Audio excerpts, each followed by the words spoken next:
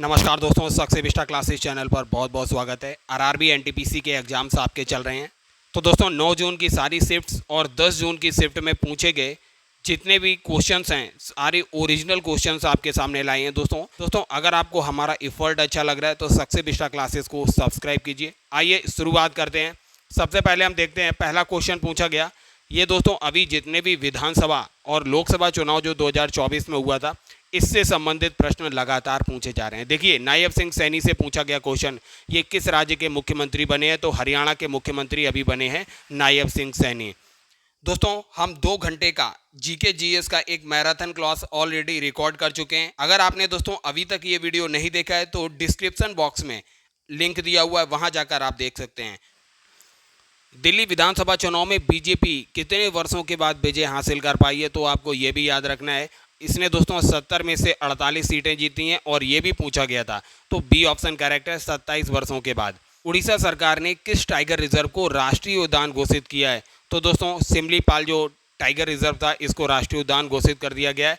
भितरकनिका और सिमलीपाल ये उड़ीसा के मुख्य अब राष्ट्रीय उद्यान है, कई बार आपसे पूछे गए हैं।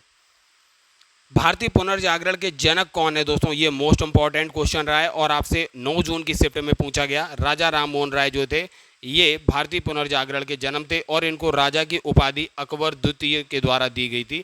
इस बात को भी आपको याद रखना है। चालुक्य वंश का संस्थापक कौन था? दोस्तों पुलकेशिन प्रथम जो था चालुक्य वंश का संस्थापक था।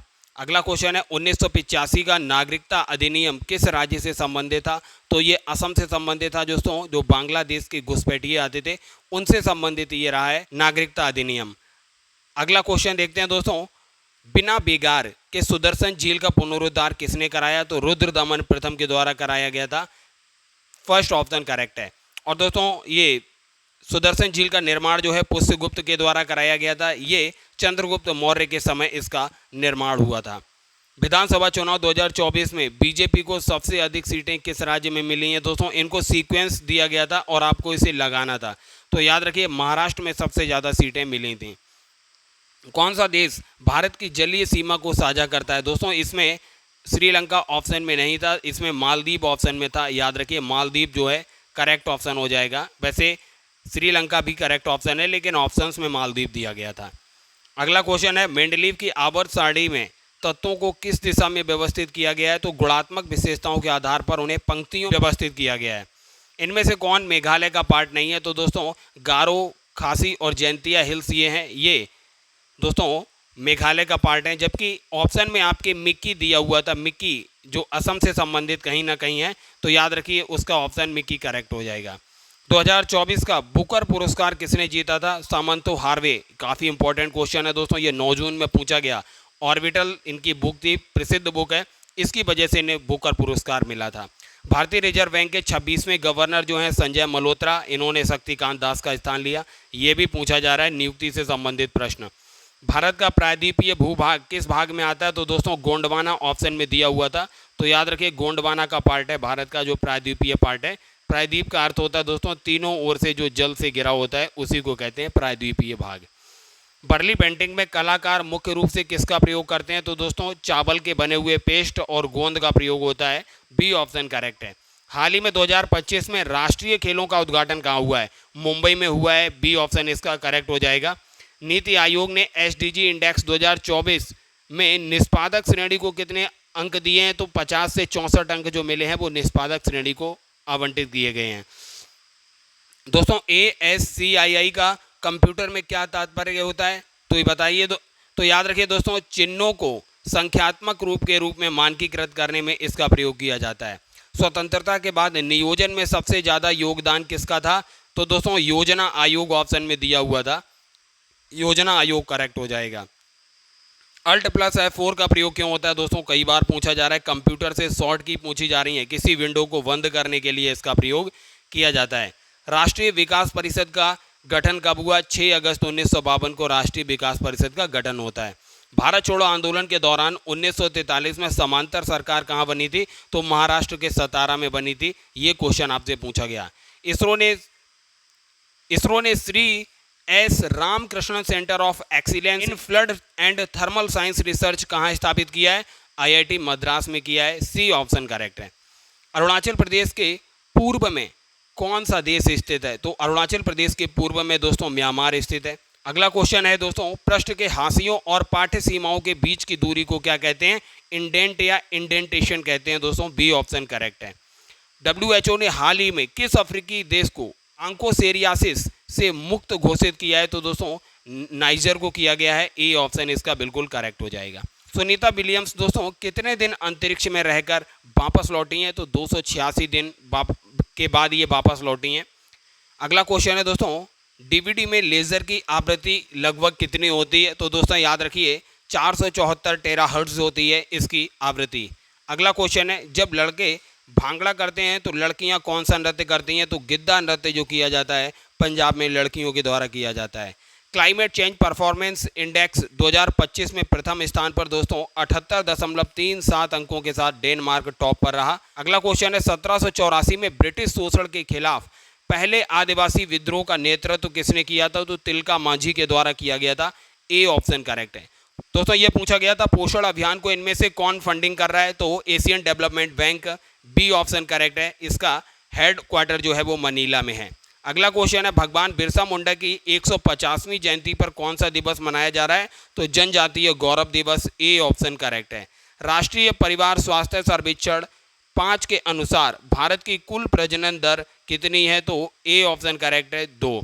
जब कोई नया क्षेत्र देश से जुड़ता है तो नागरिकता की जिम्मेदारी किसकी होती है? तो केंद्र सरकार से संबंधित जो दोस्तों नागरिकता विभाग है उसकी जिम्मेदारी होती है। ए ऑप्शन करेक्ट है।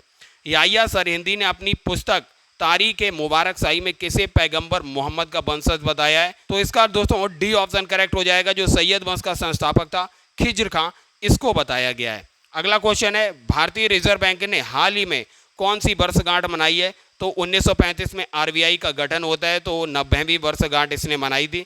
चुआर विद्रोह कब हुआ था? 1798-99 में हुआ था। बी ऑप्शन करेक्ट है। अंडमान और निकोबार द्वीप समूह में कुल कितने द्वीप हैं दोस्तों? ए ऑप्शन करेक्ट है, 572 द्वीप हैं। 71वें संविधान संशोधन के द्वारा 8वीं अनुसूची में कौन सी भाषाएं जोड़ी गई? ए ऑप्शन करेक्ट था, कोंकणी, मणिपुरी और नेपाली।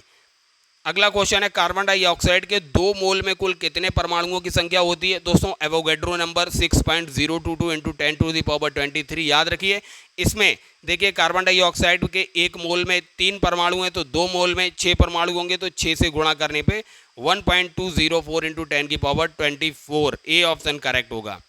निम्नलिखित में से कौन शास्त्रीय नृत्य का गैर मुखर रूप है? तो भारतनाट्यम दोस्तों ये तमिलनाडु का है, कथक यूपी लखनऊ का है, कुचिपुड़ी आंध्र प्रदेश का है, उड़ीसी उड़ीसा का है। अगला क्वेश्चन आपसे पूछा गया, इनमें से कौन सा संविधान संशोधन डीपीएसपी से संबंधित नहीं है? तो 48वां संविधान संशोधन डीपीएसपी से संबंधित नहीं है।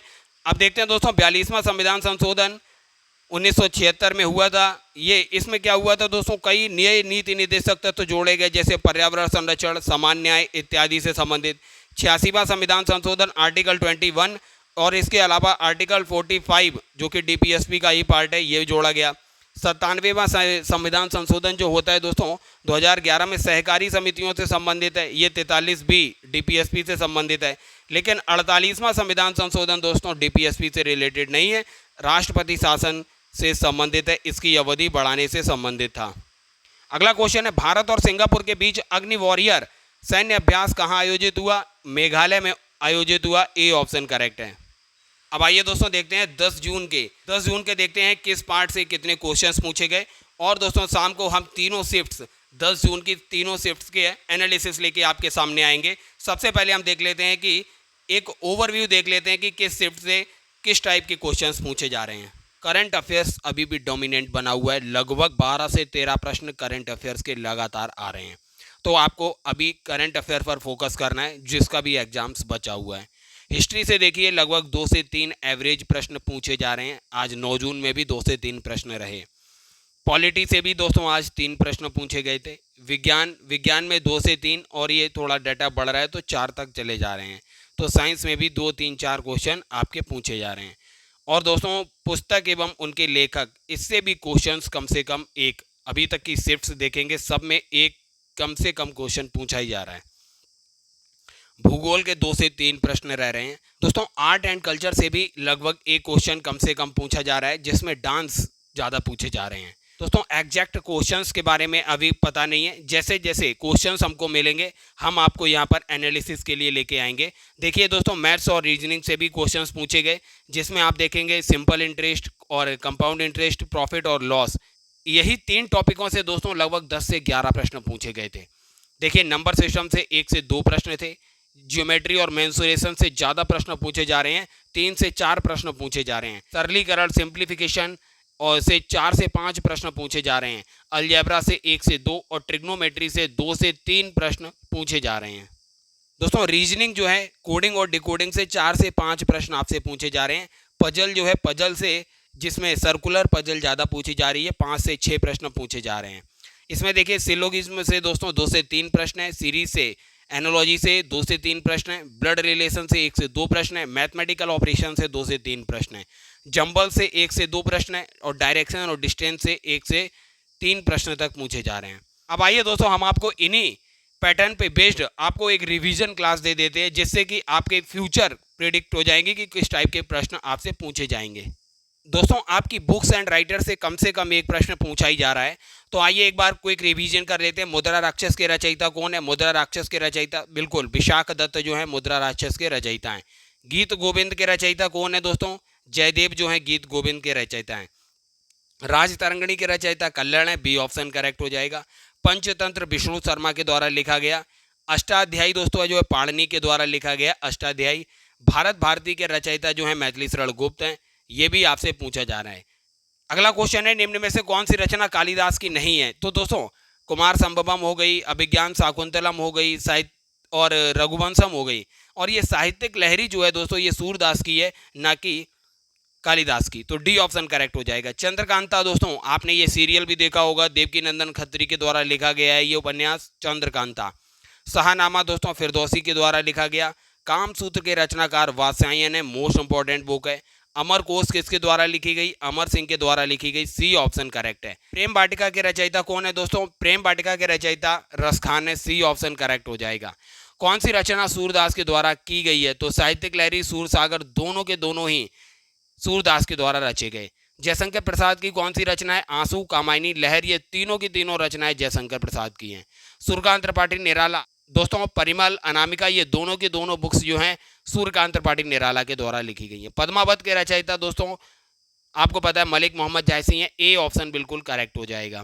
कौन सी रचना हरिवंश राय बच्चन के द्वारा की गई है? तो दोस्तों 10 द्वान से सोपान तक हो गई, और मधुशाला हो गई, और मधुबाला, तीनों की तीनों रचनाएं हरिवंश राय बच्चन के द्वारा हैं।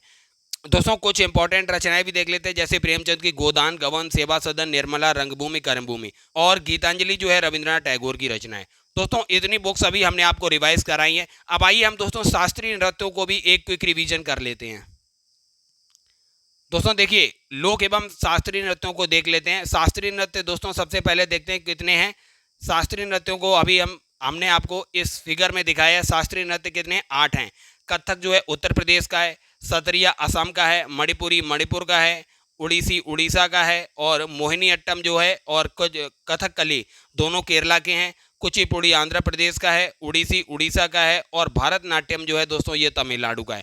इतने शास्त्रीय नृत्य भी आपको याद रखने हैं। अब दोस्तों ट्रिक से हम आपको कुछ राज्यों के नृत्य भी दिखा देते हैं जो आपसे पूछे जा रहे हैं। पंजाब के देखिए भांड गिद्ध ट्रिक थी, भांगड़ा, डफ, गिद्दा, धमान, ये सारे नृत्य पंजाब के हैं। झारखंड की ट्रिक थी सोराई, कर्मा, जट, सर, तो सोराई, कर्मा, जट, जटिन, सरहुल, इतने नृत्य हैं ये झारखंड के हैं। महाराष्ट्र के दोस्तों है ताला कोले, ताला कोले जो है ये ट्रिक है। तमाशा, लावणी, कोली और ललिता, ये जो है महाराष्ट्र के लोक नृत्य हैं। और उड़ीसा के प्रमुख लोक नृत्यों की ट्रिक है छऊ धूमरा सवारी आया, छऊ धूमरा सवारी आया, इतने लोक नृत्य जो हैं ये दोस्तों उड़ीसा के हैं।